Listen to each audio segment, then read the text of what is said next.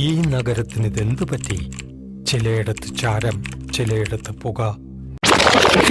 Hello guys, ഞായറാഴ്ച നമ്മൾ just ഒന്ന് കറങ്ങാൻ പോകട്ടോ. ഇവര് മൂന്നാൾ കൂടി കണ്ട പോലെ വയസ്സായ ആൾക്കാരെ ഓരോരുത്തർ കുറ്റം പറഞ്ഞ് ഇങ്ങനെ നിൽക്കും. എവിടേക്കെങ്കിലും വിളിച്ചാണ്ട് വന്നിട്ടില്ല.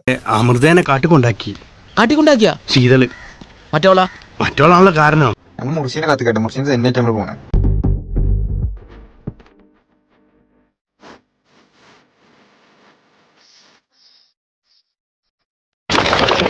വണ്ടി വന്നവിടെ ഇസ്മായിലെ നോക്കി ഫ്രണ്ട്ലി ഇരിക്കണം, അല്ലെങ്കിൽ വരില്ല. നിങ്ങൾക്ക് ഇതേമാതിരി ചെങ്ങായിമാരെ നീ ഒന്ന് മെൻഷൻ ചെയ്യട്ടോ. ഞാൻ പിന്നെ ചാർജർ കയ്യിലെടുത്തു. ഞാൻ എവിടെ ഒരു ചാർജർ കയ്യിലെടുക്കും. കാരണം ഫോണിൽ ക്യാമറ ഓണാക്കി വെള്ളത്തിൽ കല്ലിട്ട് മാറ്റി ഒറ്റ പോക്കാതായിട്ട്. എന്താ രസം എവിടെ പോകുന്നതെന്നുള്ള എപ്പോഴും പ്ലാൻ ആയിട്ടില്ല. പ്ലാൻ ഇട്ടുകൊണ്ടിരിക്കുക. അപ്പൊ മുർഷി പറഞ്ഞു എവിടേക്ക് പ്ലാൻ ഇട്ടാലും വേണ്ടില്ല, പെട്രോൾ അടിക്കാതെ വണ്ടി ഒരു തുള്ളി അങ്ങോട്ട് പറഞ്ഞു. നമ്മൾ ഒന്നും നോക്കില്ല, നേരെ പമ്പ് കൂട്ടിട്ടോ. മുർഷിന്റെ വണ്ടി ആയതുകൊണ്ട് പറയില്ല, പെട്രോളൊക്കെ നല്ല കൂടിയ കുറിച്ച്. പെട്രോളിന്റെ പൈസ പിന്നെ നമ്മൾ വക്കീൽ എടുത്തിട്ട് എന്റെ ഒരു നിഷ്കളങ്കമായ മുഖം. അവസാന സ്ഥലം പ്ലാൻ ആയിട്ട് നമ്മൾ നേരെ പഞ്ചാവടി ബീച്ച് പിടിക്കാൻ വിചാരിച്ചു. അത് നമ്മൾ കുറ്റിപ്പുറം പാലത്തും കൂടെ എങ്ങനെ പോയാലും വേറെ ഫീലാണ്. ഫ്രണ്ട്ലി ഇരിക്കുന്ന ഇസ്മായിൽ ആയതുകൊണ്ട് വഴി പോകാൻ പറഞ്ഞു കൊടുക്കുന്നത്. അതുകൊണ്ട് വണ്ടി ഫുള്ള് റോങ് വേലോട്ട് പോണേ.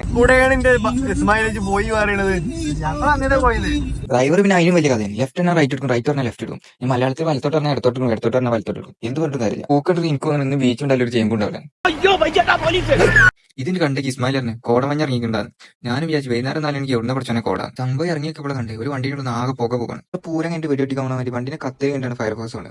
ഓലെ പറഞ്ഞിട്ടും കാര്യമില്ല. അപ്പൊ വണ്ടി കത്തി കഴിഞ്ഞപ്പോ എന്ത് ചെയ്യാം? കേരള ഫയർഫോഴ്സിനും ഇവിടുത്തെ നാട്ടുകാർക്കും മണവാളാൻ സൽസിന്റെ പേരിലും എന്റെ വ്യക്തിപരമായ പേരിലും ഞാൻ നന്ദി രേഖപ്പെടുത്തുന്നു. അതൊക്കെ കഴിഞ്ഞിട്ട് നമ്മൾ എസ്കേച്ച പള്ളി കയറിയിട്ടോ. എന്തൊരു ശാന്തമായ പള്ളി. നിസ്കാരമൊക്കെ കഴിഞ്ഞ് ഇനി സൂര്യൻ പോകുമ്പോഴത്തേനും ബീച്ചിൽ എത്തണം. അതിന്റെ സമയം പോലെ നമ്മളെ കാത്തുക്കില്ലല്ലോ, പിന്നെ വിളിച്ചെത്താനും പറ്റൂല. അങ്ങനെ നമ്മൾ ബീച്ചിൽ എത്തിട്ടോ. ഭാഗ്യത്തിന് സൂര്യൻ അവിടെ തന്നെ ഉണ്ട്. Why are you so excited? What's special on 11th March? Guys, let's start Ramadan with a bang. ഈ കാണുന്ന റീല് ഷൂട്ട് ചെയ്യാട്ടോ.